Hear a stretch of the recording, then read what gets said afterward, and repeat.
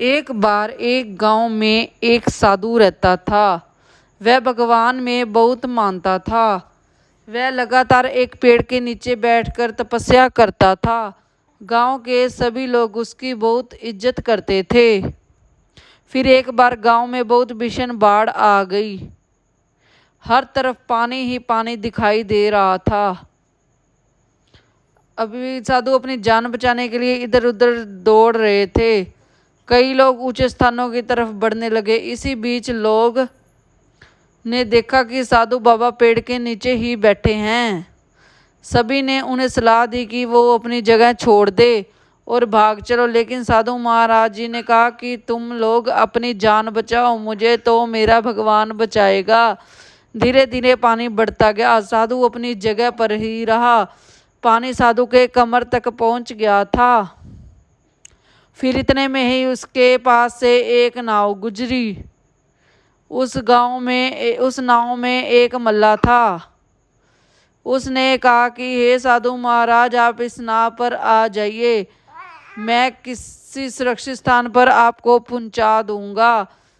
किंतु साधु ने फिर वही उत्तर दिया कि मुझे मेरा भगवान बचाएगा, मुझे तुम्हारी आवश्यकता की जरूरत नहीं है। नाव वाला भी चला गया। कुछ देर बाद बाढ़ और भी ज्यादा हो गई। साधु को लगा कि उसे पेड़ पर चढ़ना होगा।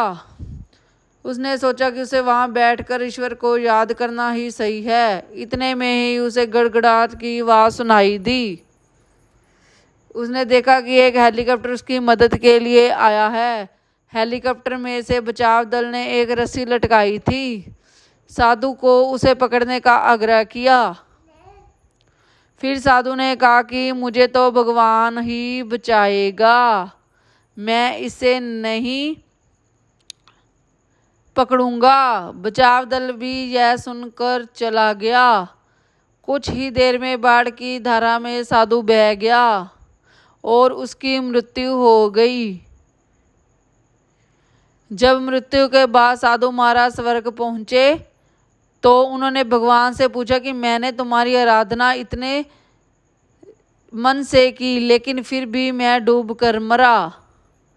तुम मुझे बचाने नहीं आए, आपने ऐसा क्यों किया? भगवान ने साधु महाराज से कहा कि मैं 3 बार तुम्हारी मदद करने आया।